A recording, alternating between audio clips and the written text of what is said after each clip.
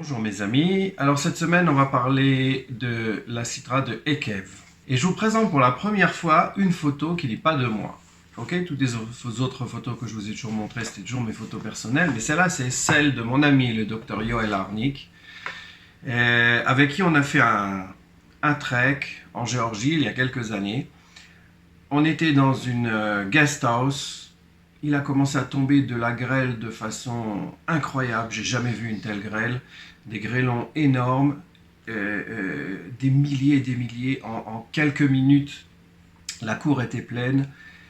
Et cette femme, notre hôtesse, donc dans ce guest house, est sortie toute seule dans la cour et a commencé à prier. Elle a prié. Elle a prié son Dieu, qui est évidemment pas le mien, mais elle a prié son Dieu avec une sincérité qui m'a touché. Moi, de l'autre côté de la maison, j'étais en train de photographier la grêle et j'ai fait des belles photos, etc. Mais j'ai pas fait une photo de cette force, une photo où on voit cette sincérité et cette femme qui supplie son Dieu de surtout ne pas d'épargner sa maison et d'épargner les invités qu'elle avait dans sa maison. On était nombreux évidemment ce soir-là. Et pendant ce temps-là, sa sœur était aussi en train de prier, elle allumait des cierges, faisait brûler de l'encens. Une piété, un sentiment religieux incroyable, incroyable. Moi, j'avoue que j'en ai été ébahi. J'en ai été ébahi, j'ai peut-être même été jaloux, peut-être, ouais. Une sincérité, une telle force dans sa foi, c'était impressionnant, impressionnant. Et c'est un autre ami à moi, le Rav Yaakov Luft, qui m'a fait prêter attention quand on a discuté sur ce genre de sujet. Et il m'a raconté que le Meiri, donc un sage du XIIIe siècle, il avait déjà contact avec les chrétiens à l'époque et il était persuadé, et il a tranché la halacha dans ce sens-là pour lui, que les chrétiens ont emunat hayichud, la foi en le Dieu unique, au Dieu unique. Donc oui, on est proche, on est très proche, on n'a peut-être pas exactement les mêmes formes de pensée, mais cette photo m'a tellement ému que j'ai décidé de vous la montrer, même si elle n'est pas de moi. Voilà, donc on va parler de foi, on va parler de notre relation avec Dieu, et c'est le sujet peut-être un petit peu caché, quand même un petit peu caché de notre paracha. Et on va s'apercevoir que notre paracha, quand elle nous parle de notre relation avec Dieu, elle va nous proposer deux modèles qui sont complètement différents, et que ni l'un ni l'autre ne va vraiment fonctionner. C'est assez bizarre, assez incroyable, et on va voir à quoi ça va nous mener. Voilà, alors on va commencer. Ok, le premier verset de la paracha. Ve'aya ekef tishmeun et amishpatim haele. Si vous écoutez donc les lois que je vous ai données, nous dit Dieu, ushmartem vasitem otam, et vous allez les respecter et les accomplir. Ve'shamar Hashem elokecha lecha et abrit ve'et chesed, et l'Éternel ton Dieu va te conserver. Ve'shamar et abrit avec la chesed, l'alliance et la bonté, asher nishba la'avotecha, de la façon dont il l'a promis à tes ancêtres. Le modèle qui nous est proposé ici, c'est le modèle de la brit, le modèle de l'alliance. Ok, on va définir qu'est-ce que c'est exactement cette alliance. Il nous est aussi précisé, ve'zacharta et Hashem elokecha, tu te souviendras de l'Éternel ton Dieu, qui ou anoten lecha koach lasot rail, c'est lui qui te donne la force de fructifier, de faire des choses qui réussissent, le man akim et berito, afin de perpétuer, de continuer, de mettre sur pied son alliance, asher nishba lavotecha kayom hazeh. Donc c'est aussi dans notre Sidra, Dvarim, chapitre 8, verset 18. Donc, premier modèle, c'est le modèle de l'alliance. Une alliance, toute alliance se réalise entre deux partenaires. Deux partenaires qui sont censés être égaux et qui s'engagent l'un envers l'autre à certains aspects, à un accord. Donc, un accord qui est très codifié dans le Moyen-Orient ancien. Dans l'Orient ancien, c'était très codifié. Il y avait des cérémonies, on brisait du pain. On voit des scènes, par exemple, Abraham qui passe entre les deux morceaux Brit Ben Abetarim. C'est répété plusieurs fois dans la Bible. Le sujet de l'alliance est un sujet, un domaine extrêmement codifié. On sait exactement, si on dit à quelqu'un qui vivait à cette époque et dans ce genre de pays, de quoi il s'agit, une alliance, il sait exactement de quoi il s'agit. Donc ça, c'est le modèle qui nous est proposé. Alors, comment ça se passe ? Dieu nous promet, il va t'aimer, il va te bénir et il va te faire fructifier. Et il va faire fructifier les fruits de ta terre, etc. La terre, sur la terre qu'il a promis à tes ancêtres. Et en conséquence de ça, l'otira mehem, tu n'auras pas besoin d'avoir peur de eux, donc des peuples qui vous entourent. Zachor tiskor et Hashem, et asher asa lecha Hashem elokecha, le pharaon, le chol Mitzrayim. Souviens-toi et rappelle-toi de ce qu'a fait Dieu, l'Éternel ton Dieu, à Paro et au peuple d'Égypte. C'est-à-dire, de la même façon que Dieu a neutralisé et empêché les Égyptiens de nous nuire, il fera la même chose avec les habitants de Canaan. Donc ça, c'est le fruit, la conséquence directe. Donc je cite de nouveau les versets de notre paracha, 7e chapitre, versets 13 et verset 18. Et en conséquence de quoi ? Veshamarta et mitzvot Hashem Elohecha lalechet bidrachav ou le yira oto. Si tu crains, donc toi tu devras garder les commandements de l'Éternel ton Dieu pour aller dans ses chemins, dans ses voies et le craindre. Toi tu dois craindre, donc ça c'est le verset 6 du 8e chapitre de Dvarim. Donc toi tu crains Dieu, si toi tu crains Dieu, en conséquence tu n'auras pas besoin de craindre les hommes. C'est, si vous voulez, la réciprocité qui est à la base même de la notion d'alliance. Ok ? Donc a priori, ça fonctionne. Nous craignons Dieu et Dieu va imposer notre crainte. On n'aura pas besoin de craindre les autres habitants. Le deuxième aspect, c'est Ve'afra ou Ve'rachacha, comme on l'avait vu, Dieu va t'aimer. Et toi, en contrepartie de cet amour que tu dois recevoir de Dieu, eh bien toi, Ve'aftem et ta guerre. Toi, tu vas devoir aimer l'étranger. Qui guérit Meitem Be'eretz Mitzrayim, parce que vous avez été étrangers en terre d'Égypte. Donc vous avez été étrangers en terre d'Égypte, 10e chapitre, verset 19. En conséquence de quoi vous devez aimer l'étranger. Vous avez subi loi de la réciprocité, de la même façon dont vous avez été traité, vous ne voulez pas qu'on vous traite. Vous avez souffert, donc vous ne voulez pas souffrir. Vous avez souffert, vous ne voulez pas souffrir, et donc il faut respecter l'étranger. De nouveau la réciprocité. Mais quel rapport avec Dieu ? Eh bien voilà, Dieu qui est la puissance absolue, il va aimer la faiblesse absolue, la faiblesse de l'étranger qui est coupé de ses racines, qui n'est pas un autochtone, qui a ses relations et qui a ses possibilités et l'aide qu'il peut recevoir, etc. Celui qui est totalement démuni, qui est étranger dans une terre inconnue, c'est Dieu lui-même qui l'assiste.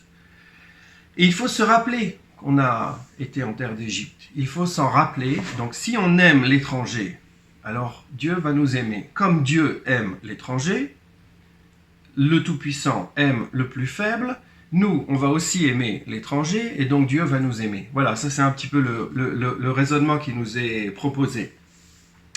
Le problème dans ce genre de situation, c'est le problème de l'oubli. Évidemment, on parle d'une alliance, on parle de réciprocité, mais il n'y a pas de vraie réciprocité possible. C'est-à-dire, je peux dire, quand j'ai une alliance avec quelqu'un d'autre, entre deux rois, un traité, aujourd'hui on dirait un traité politique, entre deux États, bon, il y en a un qui va décider de ne pas respecter l'alliance, mais là, il ne s'agit pas de ne pas respecter, ça veut dire quoi ? L'alliance, c'est notre être même, c'est notre façon d'être, notre condition pour exister, d'après ce texte. Donc comment on peut ne pas respecter l'alliance ? On ne peut pas ne pas la respecter. La seule chose qu'on peut éventuellement prétendre, c'est de dire qu'on a oublié, sans faire exprès, un petit peu par inadvertance, on a oublié quelque chose. Donc on va essentiellement insister dans cette sidra et dans cette relation qui nous est décrite comme une relation du côté de l'alliance, on va essentiellement insister sur le côté du souvenir. Vezacharta et kol haderech asher holichecha Hashem Elohecha ze 40 shana bamidbar. Et tu dois te souvenir de tout le chemin que t'a fait parcourir l'Éternel, ton Dieu, pendant 40 ans dans le désert. Chapitre 8, verset 2. Zechor la'avadecha, souviens-toi à propos de tes ancêtres, Avraham, Yitzhak et Yaakov, Al tefen el kshi amazeh el risho ve'el chatato. C'est Dieu qui implore. C'est Moshe qui implore Dieu et qui dit, toi aussi, tu dois te rappeler. Rappelle-toi ce que tu as fait et ce que tu as promis aux ancêtres de ces enfants. Alors, ne t'occupe pas seulement de leurs fautes, mais rappelle-toi aussi les mérites de leurs ancêtres. Et si le peuple lui-même venait à oublier, alors, Zachor al tishkach, souviens-toi, n'oublie pas, et asher iktsafta et Hashem Elohecha bamidbar, la colère que tu as provoquée chez l'Éternel ton Dieu dans le désert, depuis le jour où tu es sorti d'Égypte et jusqu'à aujourd'hui, Mamri meitem im Hashem, vous étiez toujours des révoltés. Donc, une importance capitale de la notion de souvenir. Mais le souvenir, on se souvient de ce qu'on a vécu. Donc, la génération suivante qui n'a pas vécu, comment peut-elle se souvenir? Elle ne peut pas se souvenir réellement. Donc, il s'agit de transmettre cette mémoire. Vidatem ayom, et sachez aujourd'hui qu'ilo et benechem asher lo yadu velo raou et musar Hashem elokechem. Qui, ce n'est pas vos enfants qui n'ont pas su et qui n'ont pas, dont les yeux n'ont pas vu ce qui s'est passé, ce qu'a fait, l'éducation que vous a donné, le message que vous a transmis l'Éternel, votre Dieu. Et godlo, la force, yado achazaka, sa main puissante, uzro anetuya, et son bras tendu, la même expression qu'on cite bien entendu à Pessah et que tout le monde aura reconnu. Qui enechem oroot, ce sont vos yeux qui ont vu. Et kol ha'ma'aseh hagadol asher asa. C'est vos yeux qui ont vu ce qu'a fait l'Éternel, votre Dieu. Donc, chapitre 11, verset 7. Et c'est Rashi qui nous fait le lien entre ces dieux. C'est vous avez vu, mais vos enfants n'ont pas vu. Donc, le problème, c'est de savoir comment transmettre cette expérience. Parce que si on ne parvient pas à transmettre cette expérience, les générations suivantes qui vont vivre dans le pays vont raisonner de façon totalement différente. Elles ne vont pas se dire comme ceux qui ont vécu les miracles, oui, c'est Dieu qui nous a donné cette force, etc. Mais elles vont dire exactement l'inverse. Elles vont dire Kochi ve'otsem yadi asali et achai lazé. Donc, c'est ma force et la puissance de mon bras qui m'a permis de réaliser tout ça. C'est-à-dire, on ne va pas attribuer l'état favorable dans lequel on se trouve aux grâces de Dieu, mais à notre propre pouvoir. Et cette tendance, elle est universelle. Elle est universelle. Je réussis, je suis un homme puissant, j'ai un bon métier, je gagne bien ma vie, je suis un homme politique. Kochi ve'otsem yadi, c'est une tendance universelle. Et c'est pour ça que nous dit le verset Ishamer lecha pen tishkach et Hashem Elohecha. Fais attention afin de ne pas oublier l'Éternel ton Dieu. Le vilti shemor mitzvotav ou mishpatav, et de ne pas accomplir ses commandements et ses justices, etc. Vezacharta et Hashem Elokecha, et tu devras au contraire te souvenir kihu anoten lecha koach lasot chayil. C'est Dieu qui te donne la force et la puissance. C'est pas kochi ve'otsem yadi, c'est pas par ta propre force et la puissance de ton bras que tu réussis, mais c'est par l'appui de Dieu. C'est ça que le Ma'an Hakim et Berito, pour mettre sur pied son alliance, Asher Nishba, la Votecha Kayom Azeh, qui a été, que Dieu a juré avec tes ancêtres en ce jour. Donc, toujours pareil, Devarim, verset 8, chapitre 18. Voilà, donc là, jusqu'à maintenant, on a vu le premier modèle. Le modèle, c'est le modèle de l'alliance. L'alliance qui doit impliquer une réciprocité. Donc il y a d'une part l'action de Dieu, Dieu nous promet l'amour, et si tout ça se passe bien, on aura fructifié, etc., grâce à l'amour de Dieu. Et la part de l'homme en contrepartie de ce que fait Dieu, Vata Israël, Ma Hashem Elokecha Shoel Meimar. Qu'est-ce que Dieu demande de toi, ô peuple d'Israël? Nous dit toujours notre Sidra, chapitre 10, cette fois-ci, versets 12 et 13. Ma Hashem Elohecha Shoel Meimar. Qu'est-ce que l'Éternel Dieu demande de toi? Ki im le yira et Hashem Elohecha. Seulement il faut que tu craignes l'Éternel ton Dieu, la lechet bechol de rachav ou le ahava oto. d'aller dans toutes ses voies et de l'aimer. Et d'aimer l'Éternel ton Dieu de tout ton cœur et de toute ton âme, l'ishmor et mitzvotav, etc., etc. Voilà, donc ça c'est le message. Il faut aimer et il faut craindre. Attends, une seconde là. Alors, on dit leïra veleov. C'est un petit peu compliqué de faire ces deux choses en même temps. Eh bien oui, c'est un peu compliqué. C'est-à-dire que là, sur ce point, il ne peut pas y avoir de réciprocité. Parce que nous, on peut encore concevoir éventuellement, on va en reparler tout de suite, on peut concevoir un amour et on peut concevoir une crainte. Mais où est la réciprocité dans le cadre de Dieu, dans cette alliance? Si l'alliance, elle doit être quelque chose de réciproque, on conçoit, c'est ce qu'on a vu juste avant, que Dieu nous aime. Mais on ne peut pas concevoir que Dieu nous craigne. Ça n'a aucun sens. Donc, le modèle de l'alliance, il ne peut pas aller jusqu'au bout. Parce qu'il ne peut pas y avoir de réciprocité sur tous les points. Nous craignons Dieu, mais Dieu ne peut pas nous craindre. Donc, c'est un modèle qui est, on va dire, imparfait. Et aussi bien, notre Sidra nous propose immédiatement, en fait, ce sont ces versets, un autre modèle. Mais de façon peut-être un petit peu cachée. Peut-être un petit peu, il faut un tout petit peu creuser pour retrouver la façon dont ce modèle nous est proposé. Et après, le modèle de l'alliance qu'on a vu jusqu'à maintenant, qui donc ne peut pas être considéré comme un modèle parfait, puisqu'il n'y a pas de possibilité de réciprocité. C'est dû au fait, évidemment, de la disproportion totale entre les deux parties. Donc, ce modèle ne fonctionne pas. On va proposer un autre modèle de façon subreptice, on va dire. On va proposer le modèle de la relation parent-enfant. Ok ? Comme les enfants aiment et respectent leurs parents, Dieu et les enfants d'Israël vont s'aimer et se respecter. Alors comment ça fonctionne? Alors on a vu donc dans ce verset, chapitre 10, versets 12 et 13, qu'est-ce que Dieu demande? Qu'est-ce que Dieu demande de toi? Qui im leïra, de craindre, et le ahava, et d'aimer. Et ça, pour quelqu'un qui a une oreille un petit peu habituée au texte biblique, ben ça sonne, ça résonne même, je dirais.